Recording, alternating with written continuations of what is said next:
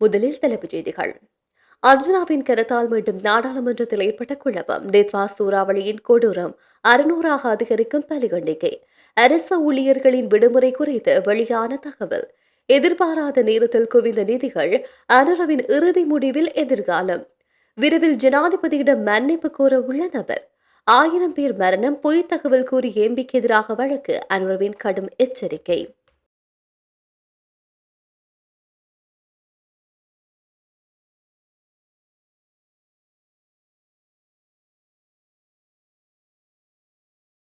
நாடாளுமன்றத்தில் நாய் என்ற வார்த்தையை பிரயோகித்த அர்ச்சுனா எம்பிக்கும் சபைக்கு தலைமை தாங்கிய பிரதி சபாநாயகருக்கும் இடையில் கடும் வாக்குவாதம் ஏற்பட்ட நிலையில் ஹன்சாட்டிலிருந்து குறித்த வசனத்தை நீக்குமாறு சபாநாயகர் உத்தரவிட்டார்.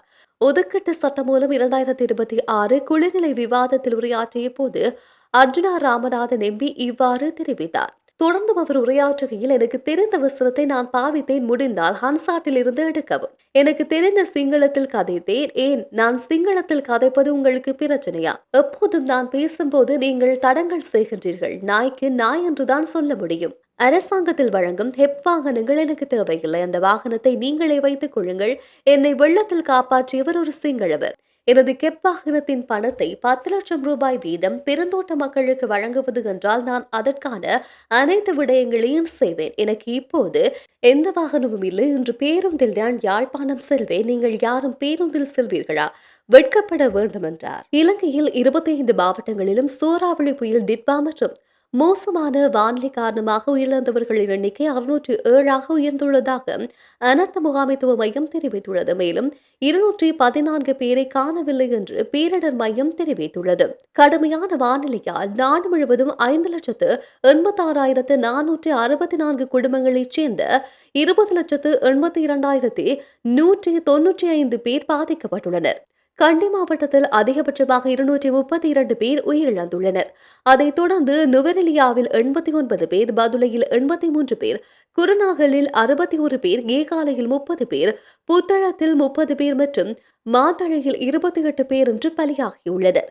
காணாமல் போனவர்களை பொறுத்தவரை கண்டியைச் சேர்ந்த 81 பேர், நுவரெலியாவைச் சேர்ந்த 35 பேர், கேகாலையைச் சேர்ந்த 41 பேர், பதுளையைச் சேர்ந்த 28 பேர், குருநாகலைச் சேர்ந்த 11 பேர் இன்னும் காணாமல் போயுள்ளனர்.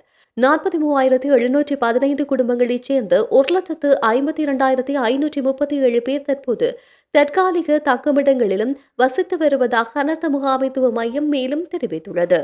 தற்போதைய அனர்த்த நிலைமையை கருத்தில் கொண்டு பல்வேறு அரசு ஊழியர்களின் விடுமுறைகள் ரத்து செய்யப்பட்டுள்ளதாக தெரிவிக்கப்பட்டுள்ளது. இதன்படி சுகாதார ஊழியர்களின் விடுமுறை ரத்து செய்யப்பட்டுள்ளதாக சுகாதார அமைச்சு தெரிவித்துள்ளது. அனைத்து சுகாதார ஊழியர்களும் நோயாளி பராமரிப்புக்கு இடையூறு ஏற்படாத வகையில் தங்கள் விடுமுறையை நிர்வகிக்க நடவடிக்கை எடுக்க வேண்டும் என்று குறிப்பிடப்பட்டுள்ளது.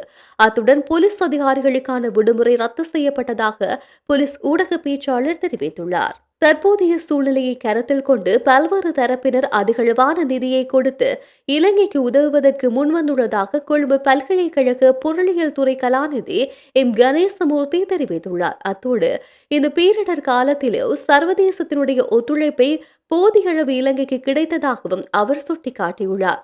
மேலும் மீட்பு நடவடிக்கை, நிவாரண நடவடிக்கைகளுக்காக எதிர்வரும் நாட்களில் இலங்கை தேவையான நிதி வசதிகளை பெற்றுக்கொள்ளும் என அவர் தெரிவித்துள்ளார். தமக்கு எதிராக பொய்யான பிரச்சாரங்களில் ஈடுபட்ட ஒருவர் ஜனவரி மாதம் மன்னிப்பு கோர உள்ளதாக ஜனாதிபதி அன்ருகுமார் திசாநாயக்க தெரிவித்துள்ளார். நாடாளுமன்றத்தில் உரையாற்றிய போதே அவர் இதனை குறிப்பிட்டுள்ளார்.